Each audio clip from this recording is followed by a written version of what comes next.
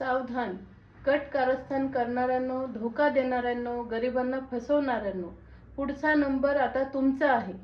Her Har Mahadev. Hello my divine family, welcome to Gauri divine tarot. माझी ही reading जेव्हा तुमच्यापर्यंत पोहोचेल तेव्हा ती तुमच्याबरोबर रेझोनेट होईल.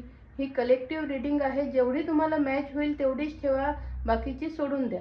आणि हे मेसेजेस तुम्हाला जास्तीत जास्त मॅच होण्यासाठी आपल्या यूट्यूब चॅनलला सबस्क्राईब करा, इन्स्टावर फॉलो करा, लाईक करा, शेअर करा आणि कमेंटमध्ये हर हर महादेव नक्की लिहा.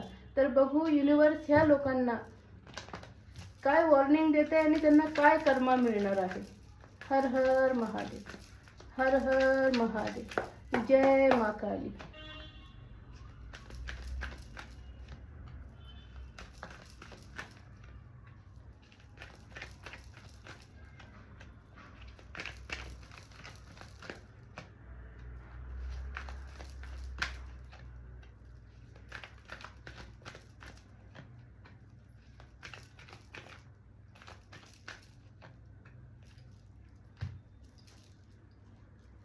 तर युनिवर्स सांगतंय ह्या लोकांना तुमचा टाइम सुरू झालेला आहे.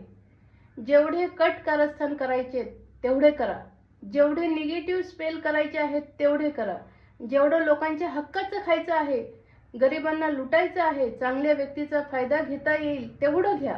हे सगळं करून मजा घेताय ना तेवढी घ्या. एखाद्याच्या दुःखाचे कारण बनताय ना तेवढे बना. एखाद्या सच्च्या व्यक्तीची बदनामी करताय ना तेवढी करा. पण जेव्हा हे तुमचे केलेले कर्म तुम्हाला परत मिळायला सुरुवात होईल तेव्हा हैराण होऊ नका. तुम्ही जे केलंय ना, जी मजा मारली आहे ना, हे कर्माचं चक्र आहे. तुम्ही केलेला एक एक कृत्य 1000 गुणा मल्टिप्लाय करून तुमच्याकडे येत आहे.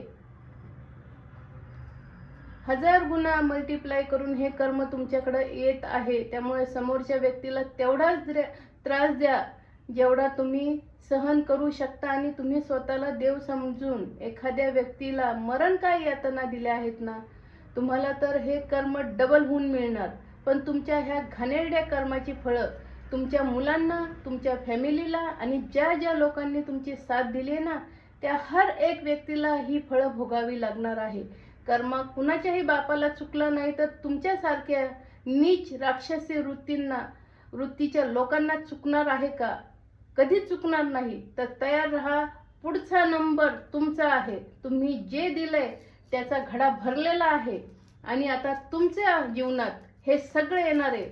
जेवढं सुख सोयी, जेवढा ऐशोआरामात तुम्ही, जेवढ्या घमेंडीत तुम्ही जगलाय ना, आता डिवाइनने चारो दिशांनी हे सगळं तुमच्याकडे 1000 गुणा मल्टिप्लाय करून पाठवत आहे.